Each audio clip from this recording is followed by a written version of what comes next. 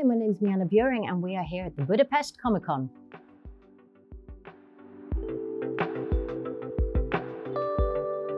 I have been here before, yeah. I was here in my 20s for the first time, which was a long time ago. And then I came back when we filmed the first season of The Witcher. We filmed here in Budapest, so I spent a lot of time here then, which was amazing. That was about, yeah.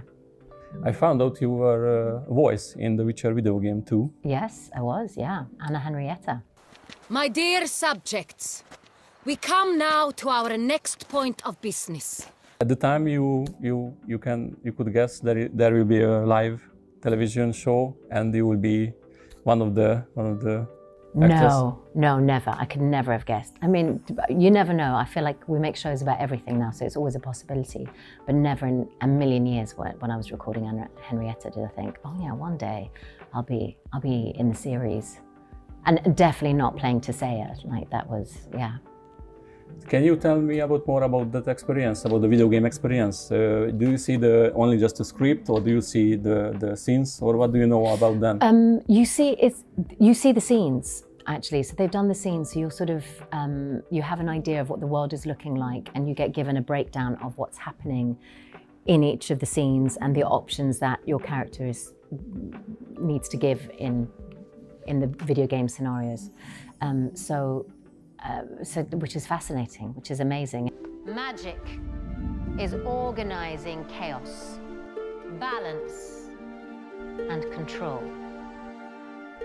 Without them, chaos will kill you. Teaching you has been the biggest bright spot of my life. Come here, Piglet. Which character do you prefer from the video game character, or do you play in the live?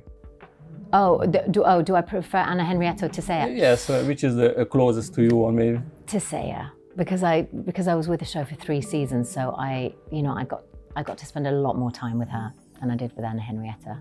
But I mean, it's wonderful. I always find like fantasy genre is brilliant for characters because they're so rich and so there's such huge moral dilemmas for all of them, and it makes it a very fun thing to play for an actor, whether it's in the video games or in the TV world. Do you think that video games are modern art? All of these worlds are unique and do different things, and so there's not one that's better than the other. Film isn't better than video games are not better than film, TV's not better than film, theatre's not better than, they all have their own sort of unique purpose, and there's something that all of them can do that none of the others can do. But I do think it's extraordinary what we're able to achieve with video games now. It's incredible how immersive they are. I mean, in my household, the Zelda video games that's the sort of world that we all kind of live and breathe.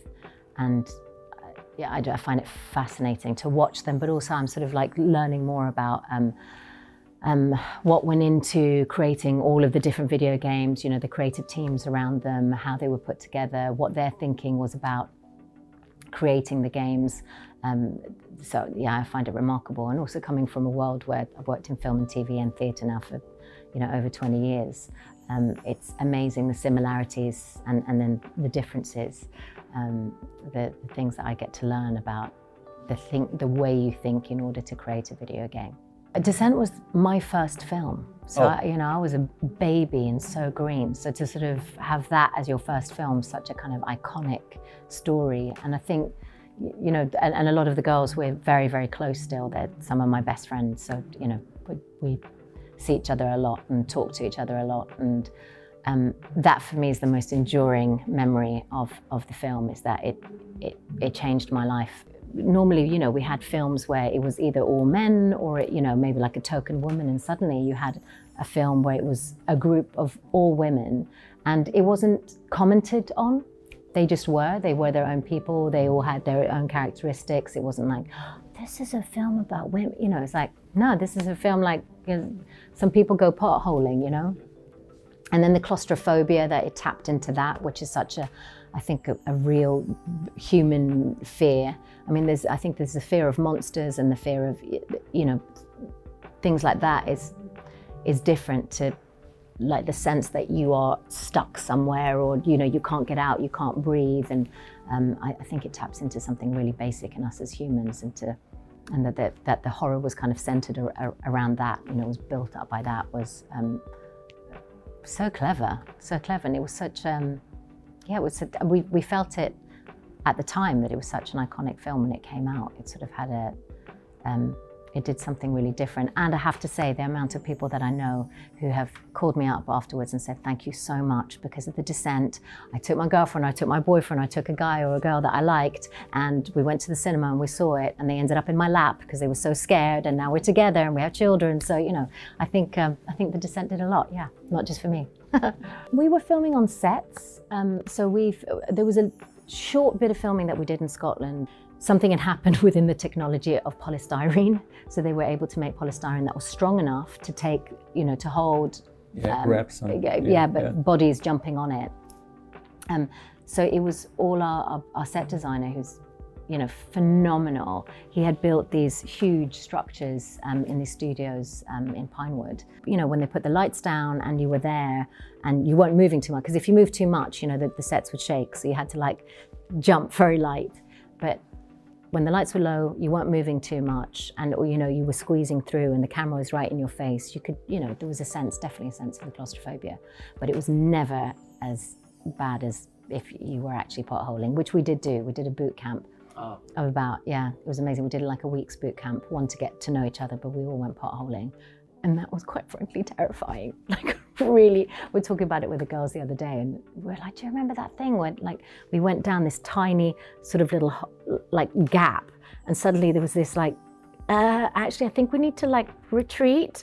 And so we were like on our stomachs, so we had to like retreat backwards. We're like, retreat, retreat, retreat. You know, it was like nothing. We're trying to be all cool, and like we you know, nothing fazed us, and you could hear the panic in our voice. Okay. And then when we all came out into the light, we were like, so yeah, so filming it was claustrophobic, but nothing as claustrophobic as the real thing, so yeah.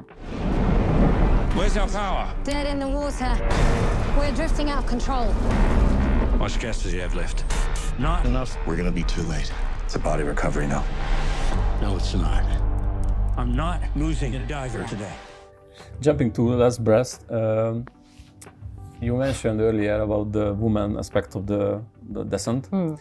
And in The Last Breath, you were the only woman, I think, on the deck. Right, yeah. Interestingly, I believe that when they first wrote the script, because obviously director, he'd done this incredible documentary on the film as well, so he had like this incredible knowledge about all of the events, and then went on to write the film script.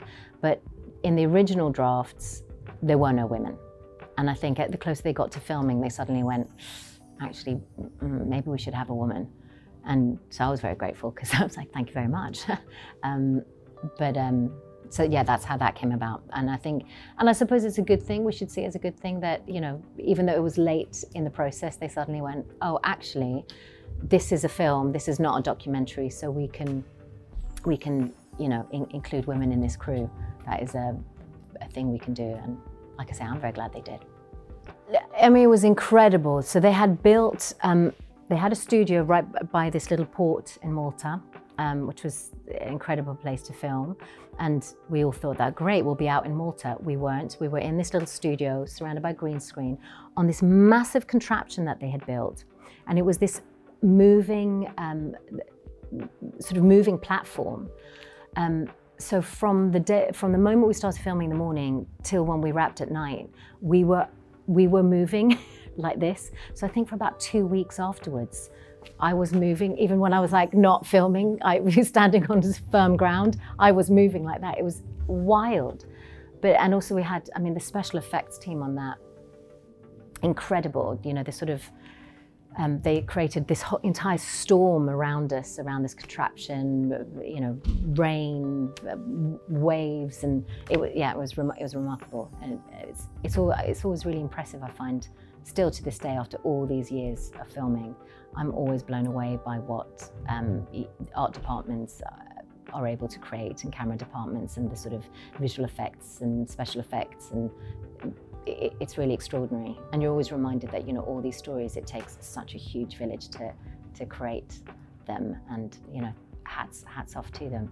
And how lucky are we that it's an amazing industry we can all work in, because there's space for so many different talents to play.